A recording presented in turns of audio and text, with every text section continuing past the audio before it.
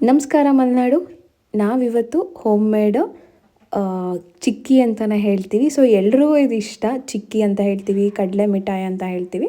ಇದನ್ನು ನಾವು ಹೋಮ್ ಮೇಡಲ್ಲಿ ಮಾಡೋಣ ಅಂತ ಜಸ್ಟ್ ಒಂದು ಟ್ರೈ ಮಾಡ್ತಾ ಇದ್ದೀವಿ. ನನ್ನ ತಂಗಿ ಮಾಡ್ತಿರೋದು. ಫಸ್ಟು ಶೇಂಗಾ ಏನಿರುತ್ತೆ ಆ ಶೇಂಗಾನ ಒಂದು 2 ಕಪ್ಸ್ ಆಫ್ ಶೇಂಗಾನ ತೊಗೊಂಡು ಈ ಥರ ಸೌದೆ ಒಲೆಯಲ್ಲಿ ಮಾಡ್ತಾ ಇರೋದು. ಸೊ ಅದಕ್ಕೆ ಸ್ವಲ್ಪ ಉರಿ ಸ್ವಲ್ಪ ಇಟ್ಬಿಟ್ಟು ಈ ಥರ ಚೆನ್ನಾಗಿ ಅದನ್ನ ಹುರ್ಕೊಳ್ಬೇಕು. ಸೊ ಹುರ್ಕೊಂಡಾದಮೇಲೆ ಒಂದು ಬಟ್ಟೆ ಇರುತ್ತೆ. ಸೊ ಒಂದು ಬಟ್ಟೆಗೆ ಅದು ಏನು ಫುಲ್ ಬಿಸಿ ಇರುತ್ತೆ. ಸೊ ಹಾಗಾಗಿ ಅದನ್ನ ಬಿಸಿ ಇರೋದನ್ನು ಅಲ್ಲಿ ಹಾಕಿಬಿಟ್ಟು ಸ್ವಲ್ಪ ಅದನ್ನು ಬಟ್ಟೆಲೆಲ್ಲ ಮಿಕ್ಸ್ ಮಾಡಿದ್ರೆ ಅದು ಮೇಲಿರೋ ಸಿಪ್ಪೆನ ಅದು ಏನಿರುತ್ತೆ ಅದನ್ನು ಬಿಡ್ತಾ ಹೋಗುತ್ತೆ. ಸೊ ಅದು ಫುಲ್ ಸಿಪ್ಪೆ ಅಂತೂ ಕಂಪ್ಲೀಟಾಗಿ ಅದು ಸಿಪ್ಪೆ ಪೂರ್ತಿ ಹೋಗೋ ತನಕನೂ ನಾವು ಮಾಡಬೇಕು. ಸೊ ಅದು ಸಿಪ್ಪೆ ಇದ್ದರೆ ಅದರಲ್ಲಿ ಕಡಲೆ ಮಿಠಾಯಿ ಮಾಡೋಕ್ಕೆ, ಚಿಕ್ಕಿ ಮಾಡೋಕ್ಕೆ ಆಗಲ್ಲ. ಸೊ ಹಾಗಾಗಿ ನಾನು ಬಟ್ಟೆಲಿ ಸ್ವಲ್ಪ ಟ್ರೈ ಮಾಡಿದೆ. ಆಮೇಲೆಲ್ಲ ಫುಲ್ ಬಿಸಿ ಇತ್ತು, ಆದ್ರೇ ಕೈಲೆಲ್ಲ ಸಿಪ್ಪೆ ತೆಗಿಯೋಕ್ಕದ. ಆಮೇಲೆ ತಂಗಿ ಏನು ಮಾಡಿದ್ಲು ಅಂದರೆ ಒಂದು 2 ಹೆಚ್ಚು ಬೆಲ್ಲ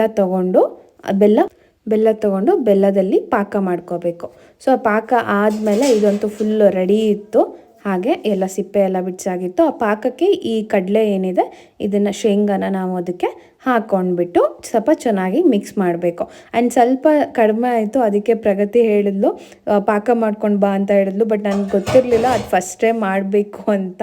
ಸೊ ನಾನೇನು ಮಾಡಿದೆ, ನೀರು ಜಾಸ್ತಿ ಹಾಕಿಬಿಟ್ಟೆ. ಅದು ಬೆಲ್ಲ ಪಾಕಕ್ಕಿಂತ ಕಾಫಿ ಆಗೋ ಥರ ನೀರು ಜಾಸ್ತಿ ಆಗಿಬಿಡ್ತು. ಬಟ್ ಅದನ್ನೇ ಸ್ವಲ್ಪ ತೊಗೊಂಡು ಬಂದು ಮತ್ತೆ ಮಿಕ್ಸ್ ಮಾಡಿ ಎಲ್ಲ ನಾವು ಜಸ್ಟ್ ಟ್ರೈ ಮಾಡಿದ್ವಿ. ಮತ್ತು ಸ್ವಲ್ಪ ಬೆಲ್ಲ ಎಲ್ಲ ಹಾಕಿಬಿಟ್ಟು ಪಾಕ ಮಾಡಿಬಿಟ್ಟು ನೋಡಿ ಮಿಕ್ಸ್ ಮಾಡ್ತಾ ಇದ್ದೀವಿ.